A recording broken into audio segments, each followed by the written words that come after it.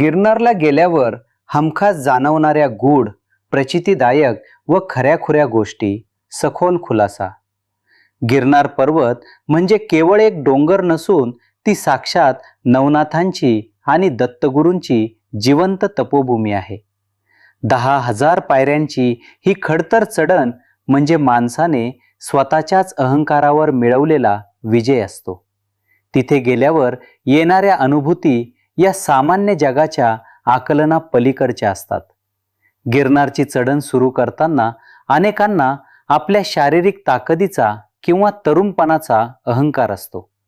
पण साधारण 7,000 पायऱ्यांनंतर, विशेषतः अंबाजी टप्प्यानंतर शरीराची ताकद पूर्णपणे संपते आणि मी हे करत आहे हा भाव गळून पडतो. तिथून पुढचा प्रवास हा शरीराने नाही तर केवळ दत्त नामाच्या ऊर्जेवर आणि पूर्ण शरणागतीतून होतो. हाच तो खऱ्या अर्थाने झालेला अहंकाराचा मृत्यू असतो. गुरु शिखरावर दत्त पादुकांजवळ पोहोचल्यावर एक अत्यंत वेगवान आणि प्रखर वारा सतत वाहत असतो. हा वारा केवळ शरीराला स्पर्श करत नाही तर तो थेट आत्म्याला भिडतो. त्या वाऱ्याच्या एका झोतामध्ये डोक्यातील विचार, तणाव आणि व्यावहारिक जगाची चिंता कुठल्या कुठे उडून जाते आणि मन एखाद्या स्फटिकासारखे शांत व शून्य होते. हजारो पायऱ्या चढून जेव्हा भक्ताचे शरीर पूर्णपणे थकून चूर झालेले असते, तेव्हा कमंडलू कुंडातील प्रसादाचा एक घास किंवा तिथले पाणी प्यायल्यावर अंगात अचानक विजेसारखी ऊर्जा संचारते. वैद्यकीय शास्त्रालाही न उलगडणारे हे गूढ आहे. तो थकवा एका सेकंदात कसा गायब होतो आणि पुढच्या प्रवासासाठी शरीर पुन्हा कसे तयार होते हे साक्षात गुरुतत्वाचे जिवंत प्रमाण आहे.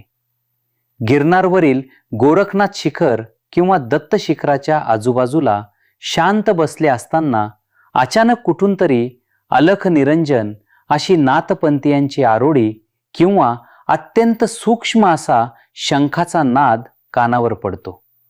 आजूबाजूला कोणीही नसताना येणारा हा नाद तिथे आजही वावरत असलेल्या अदृश्य सिद्ध योगींच्या अस्तित्वाची प्रचिती देतो. गिरनारवर चढताना किंवा उतरताना अनेकदा वेळेचे आणि अंतराचे गणित चुकते. कधीकधी 100 पायऱ्या चढायला तासन तास लागल्यासारखे वाटते, तर कधीकधी 1,000 पायऱ्या डोळे झाकून कधी पार केल्या हे लक्षातही येत नाही.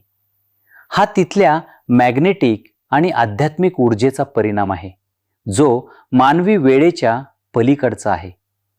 एखाद्या कठीण वळणावर जेव्हा पाय लटपटतात आणि आता एकही पाऊल पुढे टाकता येणार नाही असे वाटते, तेव्हा अचानक पाठीमागून कोणीतरी अदृश्य हाताने हरूच आधार दिल्याची किंवा वर ढकलल्याची अत्यंत जिवंत जाणीव होते. मानवी ताकद संपते तिथे दत्त ताकद सुरू होते, याचा हा साक्षात अनुभव आहे. गोरक्षनाथ शिखरावर पोहोचल्यावर एक अत्यंत वेगळीच, थोडी कठोर आणि अत्यंत शिस्तबद्ध ऊर्जा जाणवते. तिथे गेल्यावर भौतिक सुखांची किंवा पैशांची हाव पूर्णपणे नष्ट होते आणि वैराग्याची एक प्रखर ज्योत आतून पेट घेते. संसारातील मोहातून बाहेर पडून फक्त साधनेत बुडून जाण्याची तीव्र इच्छा तिथे निर्माण होते. 10,000 पायऱ्यांची किंमत मोजून जेव्हा भक्त शेवटी दत्तगुरूंच्या पादुकांवर डोकं टेकवतो, तेव्हा त्याच्याकडे मागायला शब्दच उरत नाहीत. घशात आवंढा येतो आणि डोळ्यांतून कृतज्ञतेचे अश्रू घडाघडा वाहू लागतात. तू इतक्या लांबून माझ्यासाठी आलास, या भावनेने साक्षात दत्तगुरूंनी आपल्याला जवळ घेतल्याचा तो अत्यंत भावनिक आणि जन्मोजन्मीचे ऋण फेडणारा क्षण असतो. ज्या व्यक्ती ज्योतिषशास्त्र, वकिली, अकाउंटिंग, वास्तू किंवा अध्यात्मात लोकांचे मार्गदर्शन करतात, त्यांच्यासाठी गिरनार ही एक संजीवनी आहे.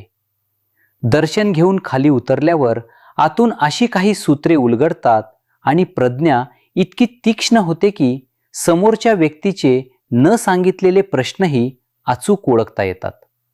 ही तिथल्या सिद्धभूमीची प्रसादी आहे. अनेकदा शिखरावर अचानक दाट धुके पसरते आणि पुढचा मार्ग दिसेनासा होतो. ही साक्षात निसर्गाकडून घेतली जाणारी श्रद्धेची परीक्षा असते. अशा वेळी जो न घाबरता केवळ नामस्मरण करत उभा राहतो, त्याच्यासाठी धुके अचानक विरळ होऊन मार्ग मोकळा होतो. श्रद्धेपुढे निसर्गही कसा वाट करून देतो हे तिथे अनुभवायला मिळते. गिरनारच्या जंगलात आणि पायऱ्यांच्या बाजूला असलेल्या गुहांमध्ये आजही अनेक साधू तपश्चर्या करत आहेत.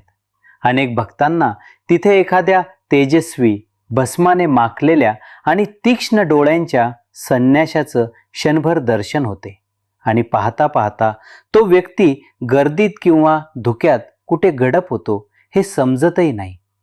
कमंडलू कुंडाजवळील अखंड धुनीचा किंवा शिखरावरील विशेष धूप चंदनाचा सुवास प्रवासावरून परतल्यानंतरही अनेक दिवस कपड्यांना आणि श्वासाला टिकून राहतो.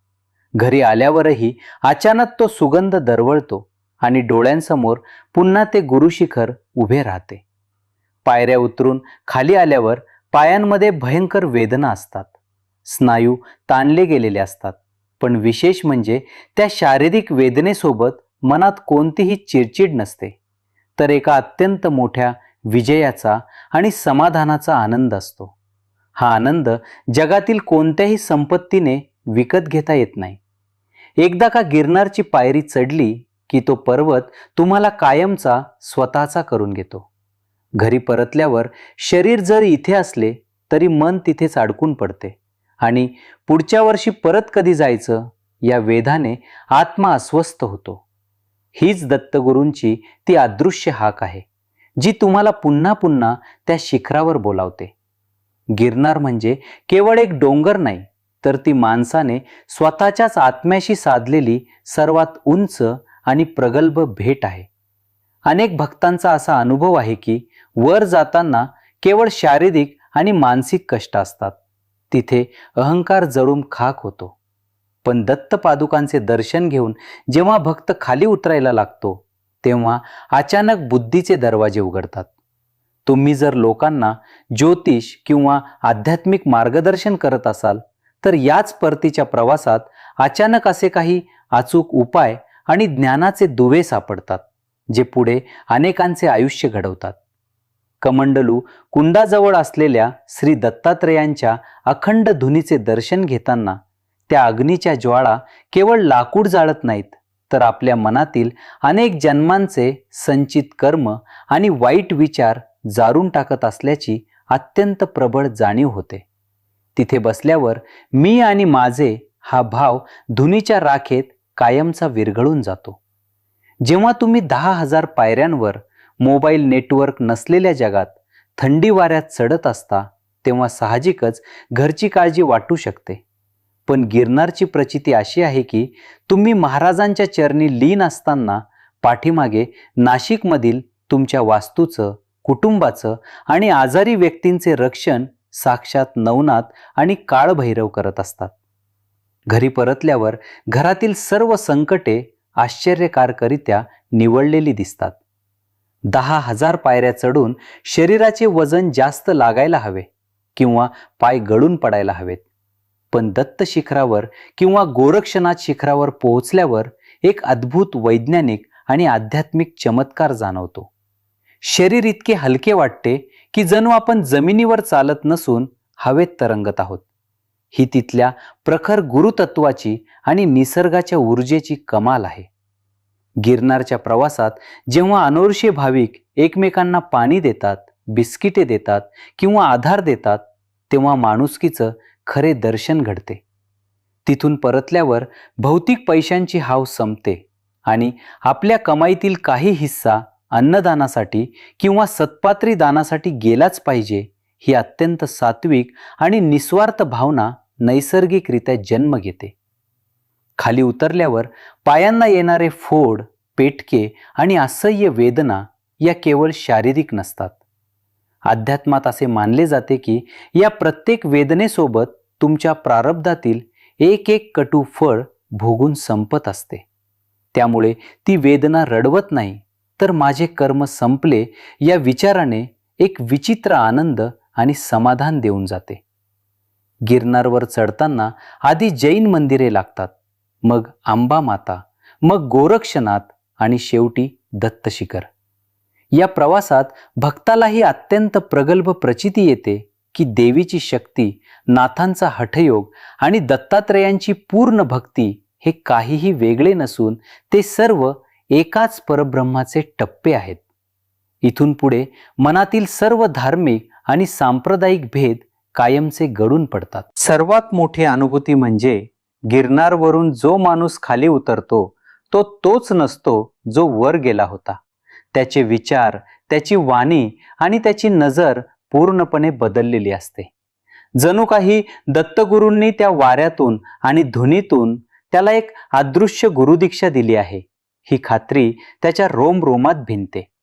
आणि त्याचा पुढील संपूर्ण जन्म हा केवळ दत्त कार्यासाठी समर्पित होतो. गिरनार म्हणजे केवळ एक यात्रा नाही, स्वतःला हरवून स्वतःचाच नव्याने शोध घेण्याची ती साक्षात ईश्वरी प्रयोगशाळा आहे. गिरनारवर चढताना भयंकर तहान लागते, पण शिखरावरून दर्शन घेऊन कमंडलू कुंडाजवळ आल्यावर आणि तिथले पवित्र पाणी प्राशन केल्यावर एक अद्भुत शारीरिक चमत्कार होतो.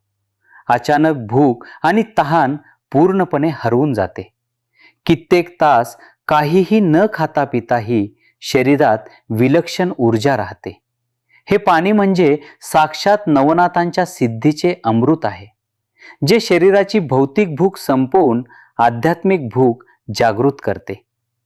ज्योतिषशास्त्रात केतू हा मोक्षाचा, वैराग्याचा आणि अंतर्ज्ञानाचा कारक मानला जातो.